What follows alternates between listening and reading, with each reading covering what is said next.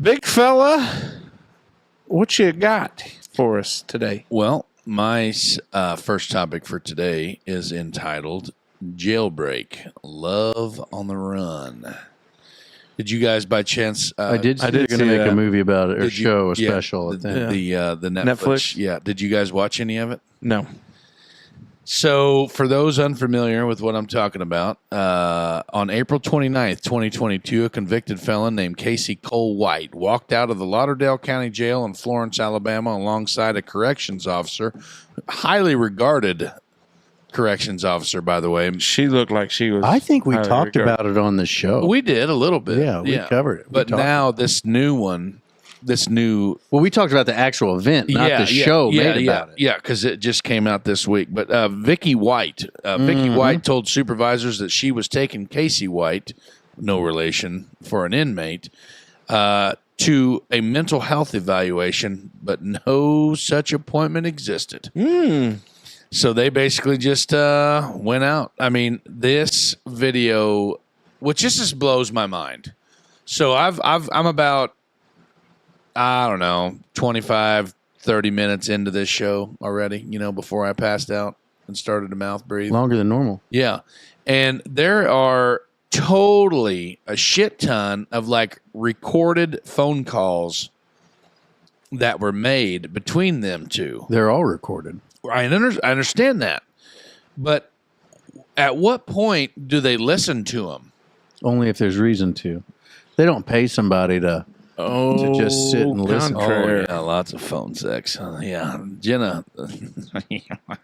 Yeah, baby. I would say in the realm of what I've experienced. I don't know why I just said Jenna and then phone sex and then went like... It's going to sound real weird on the episode. Yeah, I'm not editing. For those I'm just editing listening. this part out. I have never had phone sex with David's wife. But Casey Cole and Vicky White had tons of phone sex via the old prison phone system. So in my experience, there was a policy in place where certain inmates that, let's say, would maybe be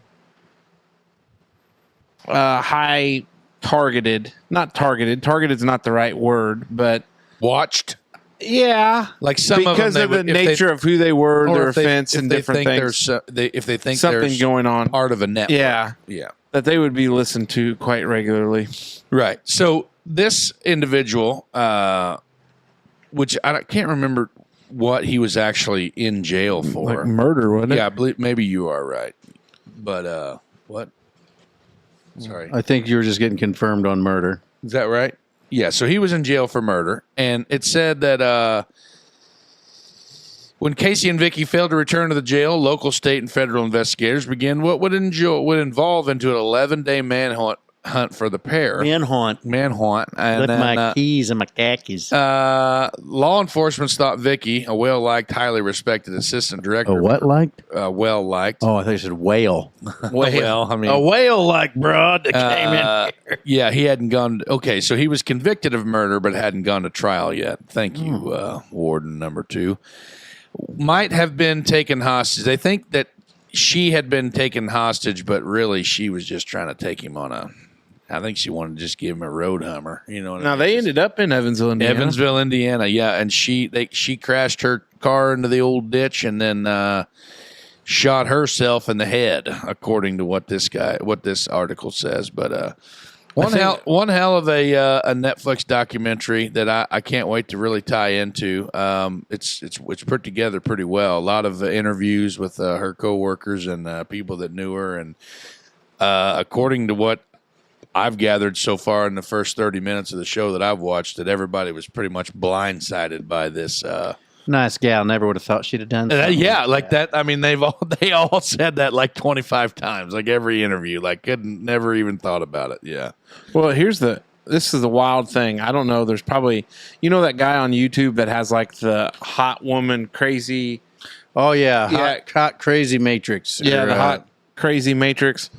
There is something about an individual that is prison bound that some women just cannot handle themselves in a way. They like that bad boy. Because it's funny because you bring this up. I was scrolling through TikTok, and sometimes I'll get on that like I was pen pals with my now husband who's still serving time in prison. I have classmates that are currently married to people that they met that way. We'd have to talk off air about that because I'd be intrigued. But like I got onto this and like I start doing like the guy's doing a nickel upstate, just started his sentence, wrote out. I was going to say, if he's only doing 5 years, probably nothing that crazy. Well, double nickel or 25 piece. I mean, that sounds like tax evasion, and that's pretty much, your birthright as an American. Jacking off in a Yeah. public park. I mean, good grief. Jesus. So wow, take it from tax evasion to that. Oh. But anyways, it was kind of a wild situation because she was Spoiler alert over here. Right there. Jenna, I want to watch the goddamn thing. Give me a break here. She used a burner phone. Duh. what do you mean? That's how Vicky, she had all these conversations, and they even Yeah, though they because were her name wouldn't pop up on the Right, owner of it. 'cause But she was the sometimes you burner have to register, depending on the system, you have to register your phone well, to be able to do it. right, but like, It varies from jail to jail. what a wild deal. Probably had the inside scoop since she worked there. Yeah, for a she long, knew. long time. Probably She did. knew. But yeah, I don't know. I was saying the other night, I was telling a friend of the program, Miss Pamela Bolte. We were over. Yeah, we, shout out, We Pam. were over at Jasper at the kids' one of the Du Bois County Invitational cross country thing over at Jasper Middle School, and it was kind of a chilly. It was getting chillier that evening, and it was kind of little shot or maybe a chance for a shot of rain and the wind, and it was just kind of like a gloomy evening, and it had rained most of that day. That's what it was. And I was like, man, I'm gonna go home, get dinner done, supper made, everybody fed and bathed and all that shit, and I'm just gonna tie into some really boring ass documentary. And I clicked on this one, and it was not boring. But I was just pretty tired, so I didn't make it long. So I'll have to tie into it again. But yeah, I don't know, man. I wonder how much that actually happens in real life. But like they don't bust them out of jail. Like some of the bigger prisons where most of your like non-violent offenders are given jobs like within the system, or like if they're working at the old license plate thing and there's a woman in there and they're banging in the bathroom or something. I wonder. Conjugal visits. I worked with a guy that was in prison for a fair amount of time, and when he got out, he married one of the guards that he had befriended while he was in there, female guard while he was in there. Right. I mean, it's a real power. I mean, it's a real dynamic. I mean, when you see some of that stuff, especially because if they've, depending on the level of supervision that's provided by said guard, they almost become, as crazy as it sounds, part of the dysfunctional family. So I don't know. Yeah, I have to check it out on the old Netflix. Yeah. Another good find. Right.